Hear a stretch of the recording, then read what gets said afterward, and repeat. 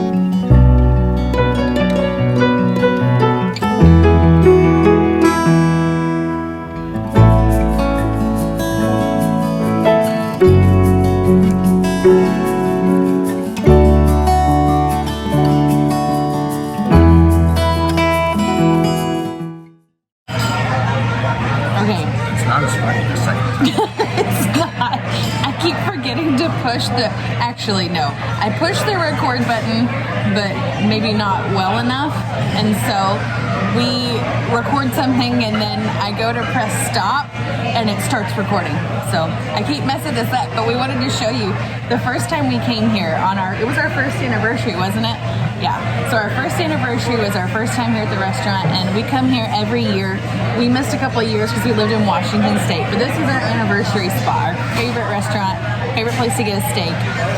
But the first time we came here, we thought this place was twice the size that it is. And Joe was just saying before that he didn't realize it until he went to the bathroom the first time we were here, and he was walking. And what? Well, I noticed at the corner of my eye there was somebody who looked just like me. So I looked over. Sure enough, it was just me. So this whole wall beside us is mirrors, so it's a kind of an optical illusion, and it's pretty dark in here. You can't tell right now because we're sitting below light, but it's pretty dark, so optical illusion. They have really good range dressing. Everything is really good. Last year I didn't even order a steak. I ordered the pizza because I got a new chef named Patrick, and he just does phenomenal things. That pizza was to die for. It was like a chicken Alfredo pizza or something. It was delicious. But I'm going with the steak this year. Back to Old Faithful, the ribeye. It's delicious. Anyway, I'm gonna eat.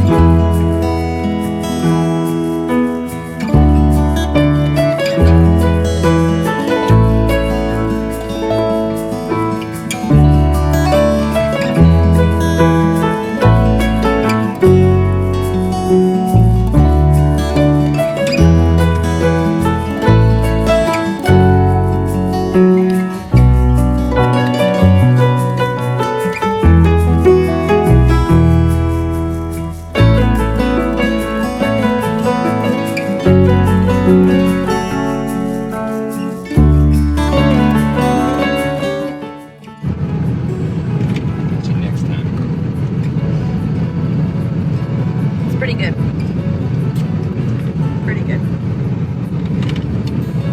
What's the verdict? Really smooth. Does it taste like white chocolate? No, but really good. She said that if you add what would she say, mocha, and then add a little bit of vanilla to it, it would taste like white chocolate. I think that's a fancy way of saying we don't have white chocolate. Okay, so this is how lame we are, and I'm okay with it. We went to dinner. We got our coffee, which is delicious. Are you still drinking yours, or are you done? It's pretty good coffee. We tried a new place.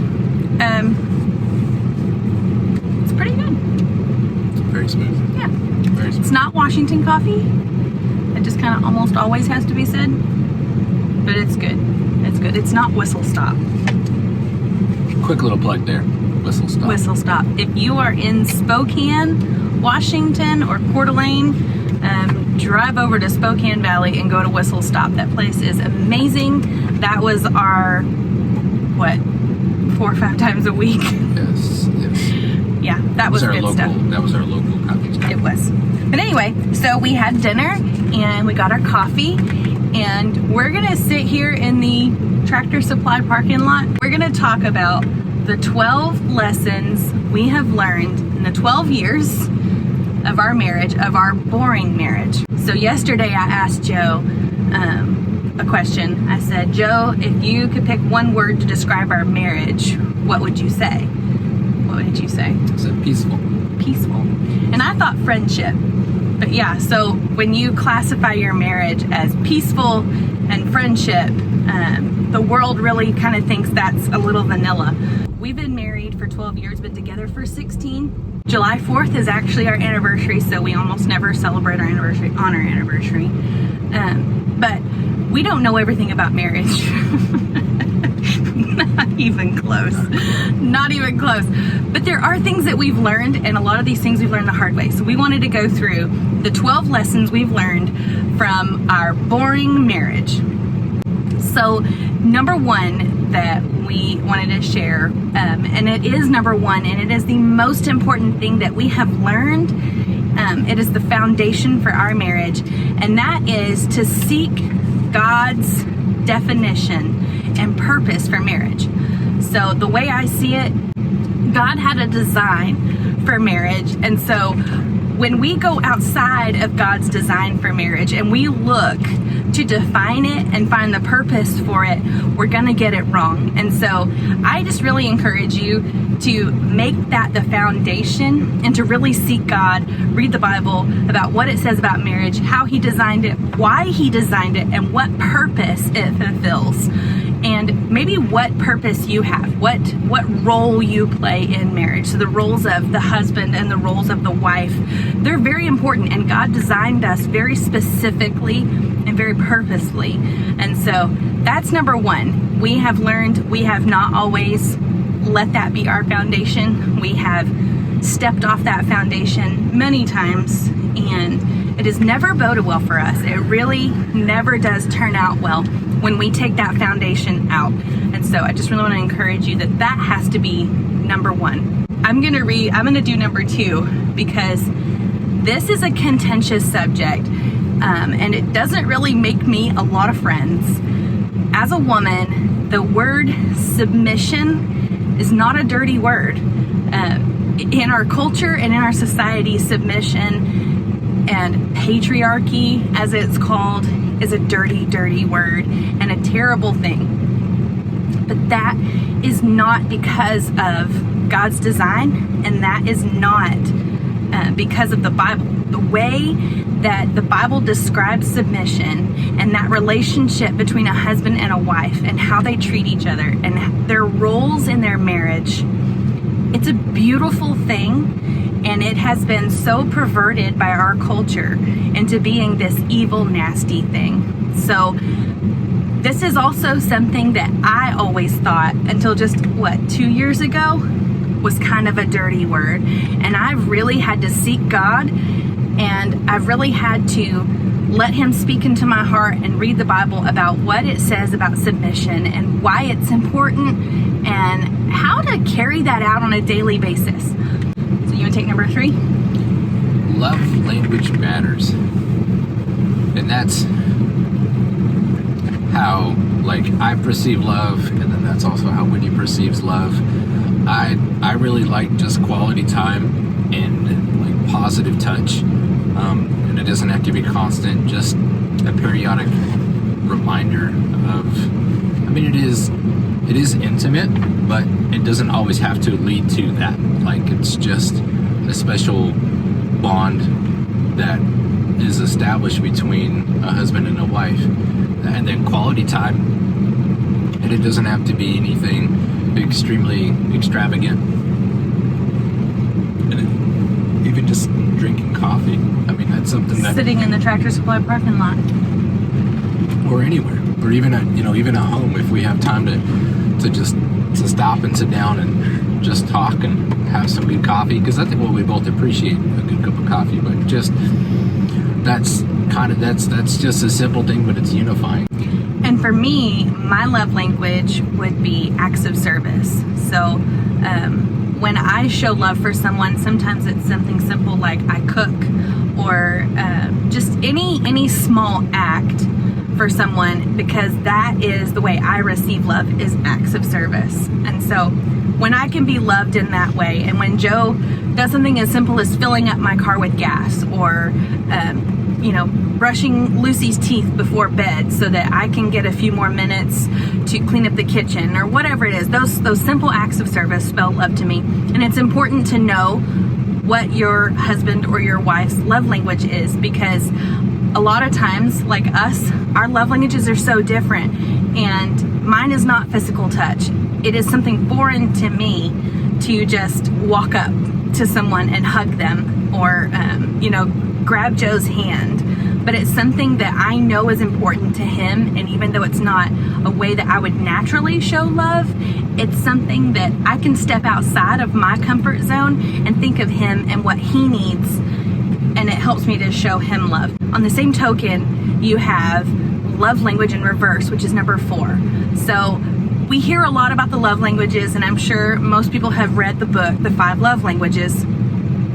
But something that I didn't think about until recently is that I can actually really hurt Joe with the opposite. So like, his is physical touch or quality time. If I get angry with him and I think, well, I'm just not going to hug him, I'm not going to hold his hand, and I'm going to withhold physical touch because he made me mad, or I'm not feeling loving toward him right now. That isn't a simple thing. That can become a deep wound, and that can become a rift, because I am hurting him in his love language. And in the same regard, if I do something for Joe, some act of service, and he either doesn't notice or he criticizes the act of service, that can be a deep wound for me, because he is hurting me in my love language. And so just understand that, that could be a big trigger in your relationship, is if you are hurting one another in your love language. And so it works in reverse. Be honest about struggles. It's number 5. It is a blessing that in the unity of marriage, like, you have not just a friend, not just a partner, but you have you've got a battle partner, like, essentially, with everything that comes up. It's such a blessing to have somebody that, and it's important, and it is scary, but it's wonderful to know that you always have somebody that you can just be completely honest with. Mm-hmm. And that's, in many regards, like, it gives you a chance to, like, process what you've been thinking about. Mm-hmm. It can give like a time for, like, open feedback if it's desired or requested, or just some time just to vent. And for example, one thing that I struggle with, and this might be too much information, I share. I'm an open book. There's nothing about me that I feel like is a secret. And one of my biggest struggles is my weight. And I go through periods of being really good about my diet and times of not being good at all about my diet and what I eat. And so there are times that I've told Joe, like, I'm really struggling here and this is really important to me and it's hard for me. And so when I can be honest about that struggle with Joe, instead of coming home with a Kit Kat bar for me, he can grab a Honeycrisp apple because he knows I love them and they're kind of expensive when they're out of season. And so if he takes the time to go and get me a Honeycrisp apple and bring it home, that spells love to me. If I will be honest with him about my struggles, then he can support me. But it takes that honesty and it takes that trust in your relationship to be able to be honest about those things. Now, that's not the only way that we're honest with one another. Joe has had some struggles, and understanding what they are really does help me to help him. And when we come at it from a place of not judging one another, he doesn't judge me and what I eat or the size that I am. That's never been a factor. He's always loving, always kind, and always supportive. I have tried a lot of different diets, and you have supported me on every single one of them, and most of the time he does it with me. As long as I don't make him eat Brussels sprouts, he's usually on board. So very supportive, but it takes that honesty, being honest about your struggles. Don't hide them, because more than likely your partner already sees them and wants you to be included in your struggles. And like Joe said, it's a battle partner. You know, they can help you, they can encourage you. That's what we're here for, the help meet. We're here for each other, to support one another. That's why God designed it, and that way, and we're not meant to be alone for that reason. So number 6 is something that I tell any person who's single, and I tell our children, even as young as they are, they're 8 and 4, I tell them that the single most important earthly decision that you will make outside of your eternal decision to follow Christ, the single most important decision you'll make on earth is who you marry. It will decide the trajectory of your life. It's not something to take lightly. You know, when I married Joe, we had dated for 4 years.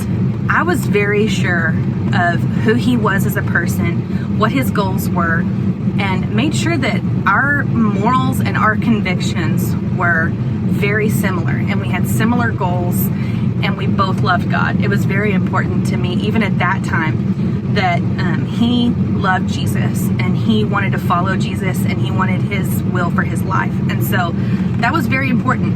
And had I not chosen well, I know that my life would be so different. I see so many people that I knew when we were dating, who maybe they thought they decided wisely, I don't know, but you just see these marriages fall apart and the catastrophic failure from it, and then you see their life trajectory and how it just it's forever changed. And so don't make that, if you're not married now, don't take that decision lightly, because you are making a forever decision. And whether it lasts forever or it doesn't last forever, it's still a forever decision, because it decides the trajectory of your life. It decides where you're going to go and how you're going to get there. You want number 7? The D word doesn't exist. It's not a term that is welcomed. It's not a term that is used as some variable in an argument. I guess in today's society, we should say the D word that we're talking about is divorce. We don't say the word. I just said it. But we don't say that word in our home. It is not a topic of discussion. It is not on the table. It doesn't exist. And I know a lot of people say, well, you can't just pretend something doesn't exist when it does. To us, that is not an option, and it for sure is never a threat. We never, ever, ever threaten each other with that. It doesn't exist. We are in this forever, no matter what. And it's important that when you make that commitment, you understand that. And I just encourage you to never use that word and never threaten somebody with that. It is a death. The death of your marriage is the death of your family, and it is a big we just don't speak its name at all. It doesn't exist. Number 8. Number 8. Be responsible for your own fulfillment. The Lord has definitely blessed us with the capabilities of being able to make our own decisions, having our own control over our mind, our words, our tongue. And the idea is it takes other people to make me happy, and that's not true. Happiness and fulfillment. The Lord knows the true desires of your heart. I guess that's the basis of what I think I'm trying to say. The Lord knows exactly what you're looking for. He knows when, He knows where, He knows how, He knows why. And in a marriage, it's important to remember sometimes, like if Whitney's upset about something, I do want to fix it, but knowing that I can't control her happiness. And then those times when things come together, or victories or success is achieved, to remember to celebrate together. Yeah. To remember the journey, to remember the path. I think to be responsible for your own fulfillment, you've got to start there. So when you get married, don't walk into marriage thinking that marriage and that person is going to fulfill anything, really. It's not going to meet a need. And there are times that you're going to cash out of that relationship, and you're going to take some distributions out of there. And then there's other seasons of life when you're just going to only deposit, and you're not going to get anything back, and you're just going to continue to deposit. There are seasons to marriage, and to look to your marriage and to look to your spouse to give you fulfillment and to make you happy. It's just undue pressure on your spouse. It's undue pressure on your marriage. You really need to make sure that any source of peace and joy and fulfillment, you're not looking there for it. I would suggest looking to the Lord for your worth, for your fulfillment, for your joy, and for your peace. And when you each individually look to God for your joy and your peace and your fulfillment, then you come together as two fulfilled people, and then marriage is beautiful. That's not to say that there's not some friction in there, but your marriage can be so beautiful when you are getting fulfilled and then coming together as a couple. I think society puts a lot of pressure on romance, puts a lot of pressure on marriages that just doesn't belong there. It really belongs on the individual to find what fulfills them. It's not the job of the marriage. Okay, so number 9 is a big one in the last year for us. Number 9 is money matters. So I'm sure you've heard it said, and it is absolutely true, that money fights are the number one cause for divorce. We are not immune to that. We've had our money fights, we've had our money power struggles, and we still at times, money can be so stressful. It doesn't matter if you have a lot or a little. There are times that I think that we had been happier and our happiest when we were flat broke. I mean, just wondering what we were going to eat for dinner that day. But we were happy. And so it doesn't matter how much money you have or how much money you don't have. Money matters. And getting more money doesn't fix it. It doesn't, because you take your problems with you no matter how much your bank account grows. You take you with you everywhere you go. And you take your habits, your spending habits, your priorities, everything comes with you. And how much money you have or don't doesn't change anything. But one thing that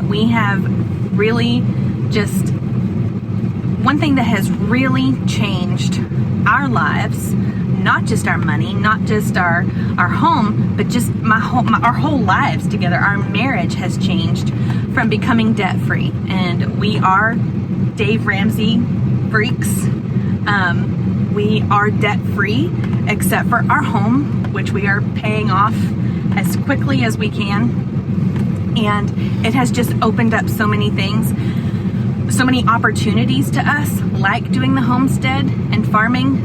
We have the cash now that's freed up. We don't have, we're not in debt to our eyeballs, and we're not just thinking about how we're going to pay all these bills every month. That's not a worry anymore. We have a healthy savings account where if things happen, like your car breaking down, like ours did this week, it stinks that it breaks down and it's at the shop, and we know there's probably a large bill coming, but to know that money is there and waiting, that situation that should be very stressful and cause a lot of friction between us just doesn't have the same impact anymore. Now it's more like, okay, well, here's what we have, here's what we do, and we can move through it because we're not tight for money, we're not strapped. And so it really does matter. If you can get your money right and you can find a tool that works for you, and you can have some common goal, financial goal that you both work toward, that's everything. And if you can get that right, man, just think of how healthy and how happy your marriage can be, with the number one killer of marriage being done with. I mean, you put that to bed. It's really nice to know that just the number one thing that kills marriages isn't a factor the way it was in ours. So number 10 is give some room. Joe has always been great at this. This is one thing about you that I really appreciate, because I am known to be fickle. I'm known to change my mind. I reserve the right to change, and I reserve the right to change my mind about things. There have been a lot of things that I have wanted to do and I'm very passionate about, and when I'm passionate about something, I just run straight into it. And sometimes I don't even look in either direction to see the warning signs. I just run right off into it. Joe always gives me the space in our relationship to change. He gives me permission to grow. He gives me that room and that space to grow. We're gonna change. We've already changed. I mean, I met you when I was 17. I am not the person that I was when I was 17. Joe was 19 when we met. He's not 19-year-old Joe. And so when you get married, no matter how old you are, you need to allow your partner the room to grow. That's something with Joe that I have to be better about. It's something that he does really well, but I need to be better about. I need to give him more space and more room to grow. So that's one thing that I am still learning myself, is to give some room. This is Joe's topic. Number 11 is leave and cleave. The bond between a husband and wife is something not to be taken lightly. The fact that you and I we are a family, we have children, is the center of what our responsibilities are. Supersedes everything else. And there are times when we do seek guidance and some knowledge from people that have already been through life scenarios, that already have a wisdom. A lot of wisdom. Yeah.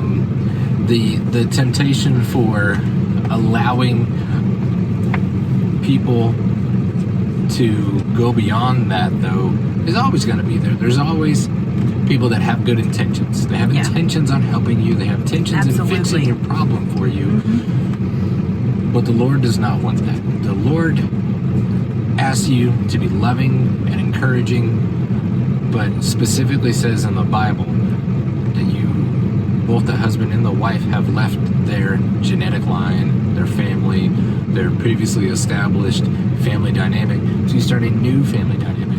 Right. And that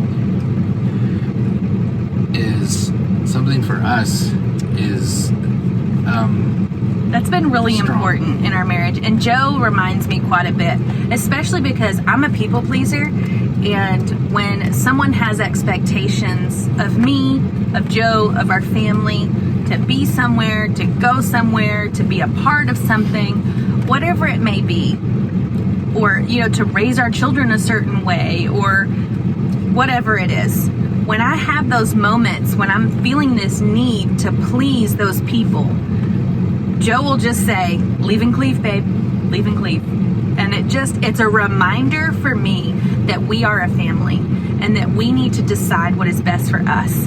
And I don't need to listen to my camp and to people in my ear over him. And so we're going to decide together what is best for us. Like you said, it is great. And sometimes we ask for wisdom. We ask for guidance because we need advice. And that's a great thing when asked, And so when people give us input, it's great to take that in and we discuss it. We talk about it, but ultimately it's our choice, and we can't be concerned with someone outside of our family getting disappointed with something that we're doing, because this is our life. It's our family. We left and we cleft. And so that is a big one for Joe. And I appreciate his reminders, and it really does take a lot of pressure off of me to remember that our family comes first, and anything outside of that really is extra. So number 12 is the last one, and it kind of goes back to our title of a boring marriage, that we see our life and our marriage together as being very vanilla, very plain, peaceful. Our home is so peaceful, and we love it that way. How many times at night are we crawling into bed and the house is quiet, and we just, one or both of us will say, our house is just so peaceful. That is the way we like it. We don't like a lot of excitement. Neither one of us like to go a lot or be involved in a lot. It's draining to us. And so you won't find us on extravagant vacations or doing a lot of shopping or having these big life moments. The biggest life moments we had were getting married and then the birth of our 2 children. And we moved a couple of times, and this last move was a big life change. But really, we're not very exciting people. And number 12 feeds into that. Number 12 is spice is toxic. I, as a woman, have fallen into the trap of thinking that my marriage needs to be spiced up, that it needs to be kept fresh, that if he's not just pawing all over me, then there's something wrong. That if we're not just having a ton of excitement and a ton of fun, and if we don't look Instagram worthy, then there's something wrong with our marriage. And I have got to say that my experience within our marriage, and with a lot of friends and acquaintances that we know, a lot of times what you see in someone's marriage as spice, it's toxicity. It's not good. You see a husband just pawing all over his wife, and you think, oh, my husband doesn't do that with me. I mean, gosh, he can barely keep his hands off of her. They just must have such a good marriage. I just encourage you to reconsider. And I'm not saying this is every time, but there are examples of people that I've known that I've felt like that. I've felt like, wow, her husband just really adores her. Her husband just falls all over her and stares at her and hugs on her and dotes on her. And I think, wow, she just must be so lucky. And then later I find out that that husband is mistreating his wife behind closed doors.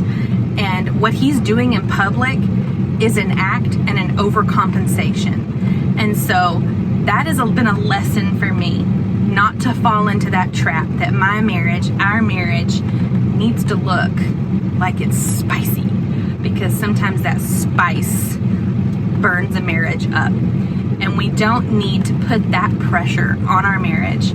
I've got to learn not to put that pressure on my marriage. It's okay, and it's actually wonderful if your marriage is peaceful and it's comfortable and you trust one another. You don't need to throw spice in there. You've already got a good thing. You've got the friendship. You've got the bond. You've got the battle partner. You've got everything you need, and you have everything that God designed marriage to be. God never once says to spice up your marriage. And I think there's a very good reason for that. He tells us how to love one another. He tells us how to respect one another, how to submit to one another. He never says to keep it spicy. And I think there's a really, really good reason for that. If you've got a comfortable marriage, if you've got a boring marriage, I think you've got the best marriage. I think you've got the marriage that lasts forever. I had grandparents that were married into their 90s. They got married at 17 and 18, and they were married for many, many years and died in their 90s, and they loved one another, and their marriage wasn't spicy. It was very comfortable, and they were friends, and that's what lasts. When everything else goes away, if you can't jump out of airplanes anymore, you can still hold the hand of your best friend on the front porch in your rocking chair. And so that's what we want. That's what we aim to be. That's so much a part of our simple living, is just relaxing into our marriage, relaxing into our lives, and just being content. Being content with everything that we own, being content with who we are, being content with our family and our marriage. Just live simply and be content where you are. All right, with that, we'll sign off, and we will talk to you guys later. Bye. Bye, guys.